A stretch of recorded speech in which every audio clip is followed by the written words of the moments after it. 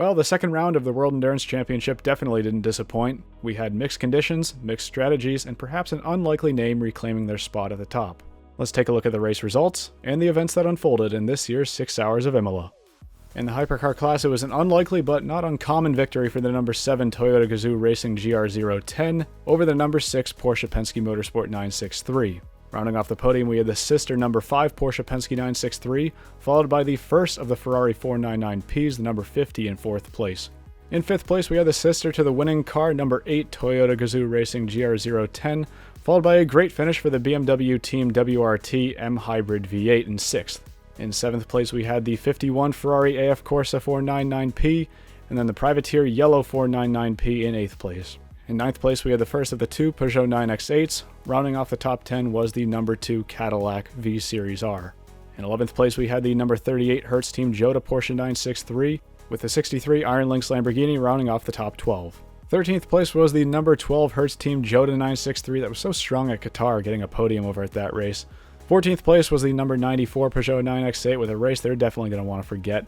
15th place was the number 35 Alpine A424. They were handed a 2-lap plus 1 minute 6 second time penalty after the race. 16th was the number 11 Asada Fraschini Tipo 6C.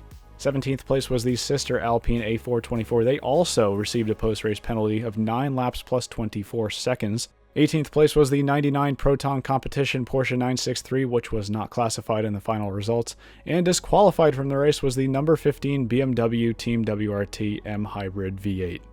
Moving on to the LMGT3 class, it was a 1-2 for BMW Team WRT there, with the number 31 car picking off a win over the number 46 car, Valentino Rossi, the fan favorite in that number 46.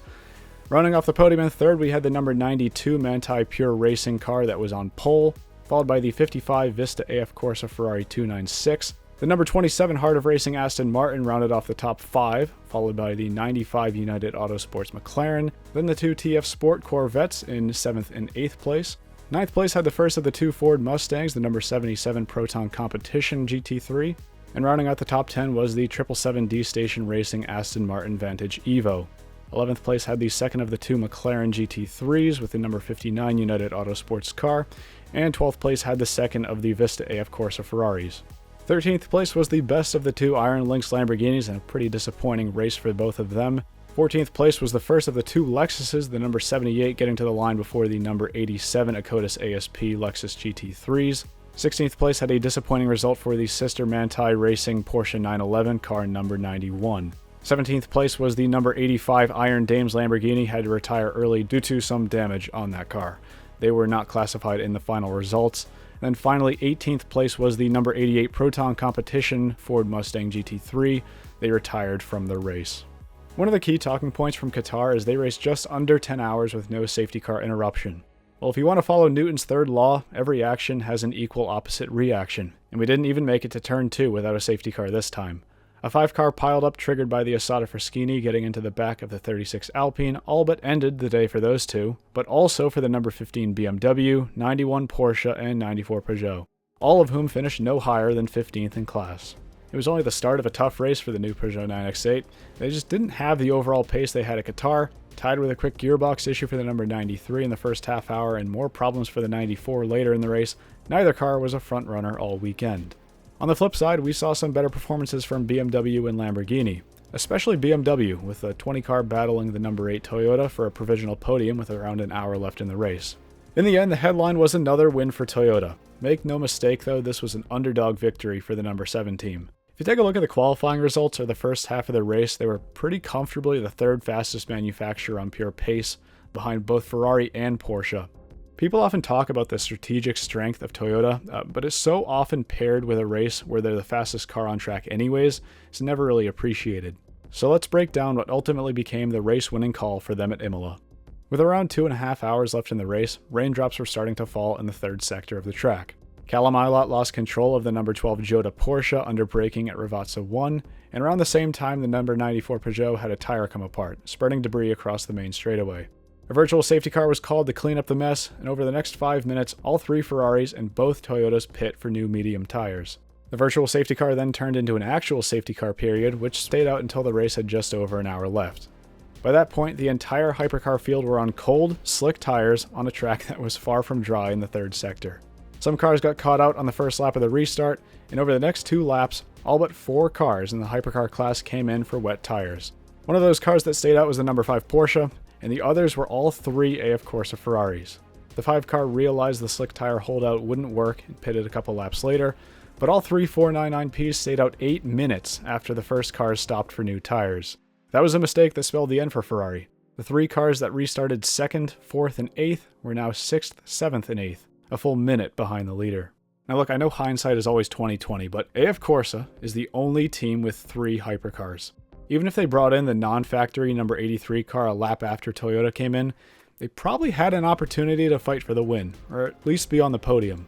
I'll give credit to Antonio Fuoco in the number 50 car for his final stint, setting purple laps and closing quite a big gap to the number 8 Toyota to grab 4th on the last lap. But overall, Ferrari definitely squandered their best chance to win since Le Mans last year. Mistake from Ferrari aside, this was a smart race from everyone in car number 7. De Vries picked off Molina on one of the full course yellow restarts. Kobayashi was able to hold off a quicker Kevin Estre in the number 6 Porsche in the final half hour. And in general, the team made all the right calls to win. LMGT3 had the opposite of Ferrari's tragic tale, with Team WRT also opting to stay out on dry tires, a move that gave them the win over the number 92 Manthey Porsche after being second best on pace for most of the race. The 2 WRT BMWs actually enjoyed a battle for the race win that was ultimately cut short by a drive-through penalty for car 46 for a virtual safety car infringement. Finally, it was an up-and-down race for the Proton Ford Mustangs, with the 77 pulling off a top 10 finish, while the sister car 88 had to retire due to sustained damage to the diffuser after early contact in the race. Now on to the top 12 in the championship standings for both classes. Guess it's unsurprising that the first 2 winners of the season are the top 2 on the leaderboard, with the number 6 Porsche having a total of 56 points, pulling 18 from this race at Imola. This race's winner, the number 7 Toyota, is sitting 16 points behind in second place, followed by the number 5 Porsche Penske 963, the number 12 Hertz Team Jota Porsche 963 with a poor result at Imola, but still carrying those 27 points from Qatar. The 50 AF Corsa Ferrari is in 5th place, followed by the Privateer AF Corsa number 83 in 6th. The number 8 Toyota is way down in 7th place with only 16 points across both races, followed by the 20 Team WRT BMW.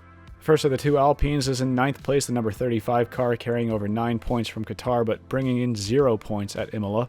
51 Ferrari, one of the cars that definitely could have pulled in more points from Imola, sitting down in 10th place, only 6 points on the 2024 standings. The number 99 Proton Competition 963 is in 11th place with 3 points, and in 12th place it is the first of the 2 Peugeot 9X8s, carrying only 2 points from this race at Imola. In the LMGT3 class, it is still the number 92 Manthey Pure Racing Porsche 911 in the lead, with 38 points being carried over from Qatar and adding 16 points from this race. Second place is this race's winner, the Team WRT number 31 BMW, with 37 points in total. Third place is the 27 Heart of Racing Aston Martin, followed by the 46 Team WRT BMW. Fifth place is the 777D Station Racing Aston Martin with 24 points on the board. Sixth place is the first of the 2 Vista AF Corsa Ferraris with car 55 over car 54. Eighth place is the number 95 United Autosports McLaren, and then the 2 Corvettes by TF Sport, number 81 and number 82, rounding off the top 10.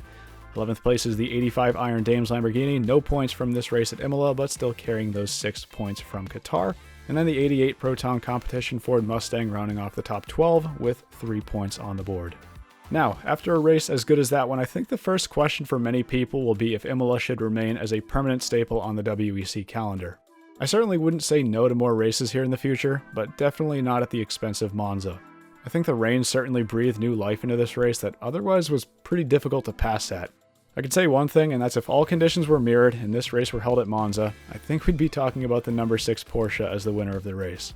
Overall, this race delivered great amounts of fun, but I wouldn't count on every race being the same as the one we saw here.